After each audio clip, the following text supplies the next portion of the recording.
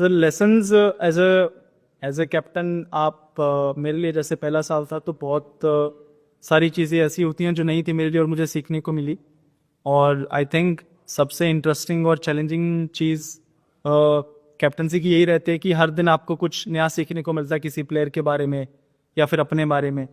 तो वो सब चीज़ें हैं जो मुझे सीखने को मिली अपने बारे में और प्लेयर्स के बारे में, और कुछ चीज़ें हैं जो मुझे लगता है कि मुझे अपने ऊपर अगर मुझे एक अच्छा कैप्टन बनना है काम करने की ज़रूरत है।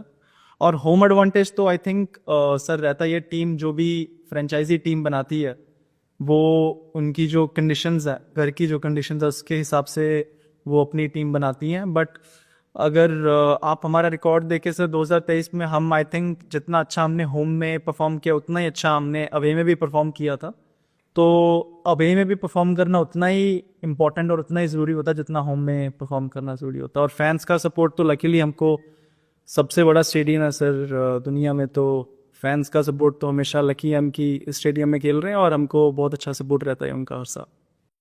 सर प्लानिंग तो यही रहती है कि आप पावर प्ले में जितने ज़्यादा रन बना सकें और जितनी कम विकेट हो सके। आई थिंक टीम की हमारी जो पिछले साल परफॉर्मेंस थी उतनी अच्छी नहीं थी, और वो चाहे पावर प्ले ले लो या उसके बाद ले लो उस चीज़ में दर्शाती है वो चीज़ कि अगर हम जिस तरीके से पावर प्ले में खेलना चाहते थे और उसके बाद भी जैसे खेलना चाहते थे, अगर हम उतने मैच नहीं जीत पाए या क्वालिफाई नहीं कर पाए तो ये जाहिर से बात है कि हम जो गेम के फेजेस होते हैं वहाँ पे हम उतना अच्छा नहीं खेले। तो एज अ बैट्समैन मेरी रिस्पॉन्सिबिलिटी रहती है कि हम पावर प्ले में जाएं और जितना पावर प्ले को हम अच्छे से खेल सकते हैं और मैक्सिमाइज कर सकते हैं वही करने की कोशिश रहती है। और आई थिंक इस बार होपफुली जो चीज़ें हम पिछले साल नहीं कर सके उसको बेहतर करने की कोशिश करें। सर डिपेंड करता है कि हम किस सिचुएशन में है। हो सकता है कि हमारा 150 पे एक ही आउट हो 15 ओवर में तो उनको ऊपर आना पड़े बैटिंग करने के लिए। हो सकता है कि ऊपर से जल्दी विकेट गिर चुके, तो आई थिंक ये रोल और पोजीशन चेंज होती रहती हैं मैच के सिचुएशन के हिसाब से। जो हमारा जिस तरीके का हमारा मिडिल ऑर्डर है, लोअर ऑर्डर है, आई थिंक हम बहुत लकी हैं कि हमको इतनी डेप्थ नहीं तो जनरली टीम्स में इतनी डेप्थ नहीं होती है।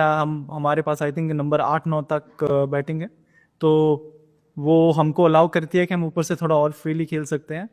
और जो मिडिल ऑर्डर रोल ऑर्डर वो तो आई थिंक सिचुएशन के हिसाब से सर चेंज होता रहता है कि टीम क्या सिचुएशन है, अभी टीम को क्या डिमांड चाहिए। सर पहला मैच आई थिंक पंजाब के साथ है ना, तो सर ऐसा कैप्टनसी और बैटिंग को जितना ज़्यादा हम सेपरेटली रखें उतना ज़्यादा बेहतर होता है। उसको मेरे एक्सपीरियंस से तो यही है कि अगर मैं उसको मिक्स ना करूँ, क्योंकि बैटिंग अगर मैं जब बैटिंग करने जा रहा हूँ तो मेरे लिए सबसे अच्छी चीज़ यही होगी कि मैं एज अ बैट्समैन खेलूँ वहाँ पे, और जो मैं डिसीजन एज अ बैट्समैन वहाँ पे लेता हूँ वो सबसे मेरे लिए तो सबसे बेहतर डिसीजन या अच्छे डिसीजन वही होते हैं कि मैं एज अ बैट्समैन डिसीजन लूँ बैटिंग करते हुए।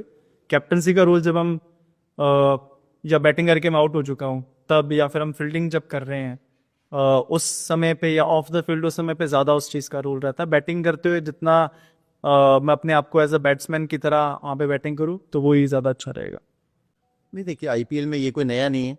और जैसा आपने कहा कि 3 साल पहले जो शुरुआत थी तब तो अब केवल 3 ही प्लेयर रिटेन कर सकते थे। इस बार हमारे पास 5 प्लेयर थे रिटेन करने के लिए, तो वो पहले से भी और बेहतर है। और जैसा मैंने कहा कि हर साल एक नया सर्कल है और सब प्लेयर्स भी यूज टू हैं कि सबको पता है कि कुछ ना कुछ चेंजेस होने हैं। और इंटरनेशनल क्रिकेट का ये पार्ट एंड पार्सल है, स्पेशली फ्रेंचाइजी क्रिकेट का।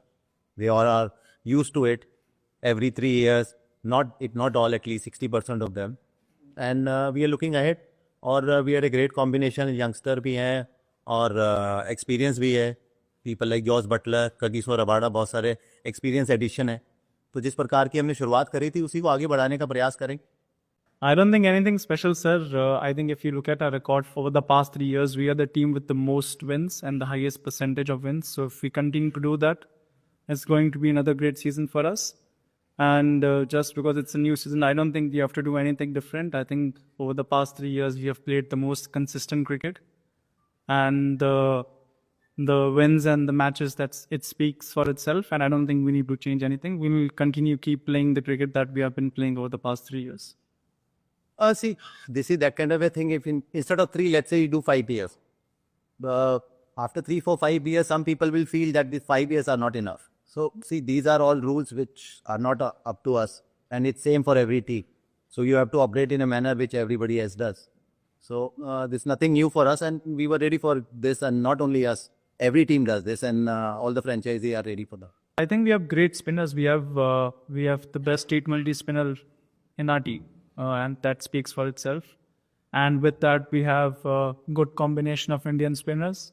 We have Sai, we have Washington, who's been part of the Indian cricket team for a very long time. So I think we have got some really experienced spinners.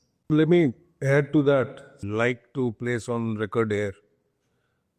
3 years for somebody who's been, in existence for some of the franchise for 14 years before GT came into being, and then GT being formed, and in the 3 years, what has been achieved by GT on the field, I think Ashish is making it very simplistic.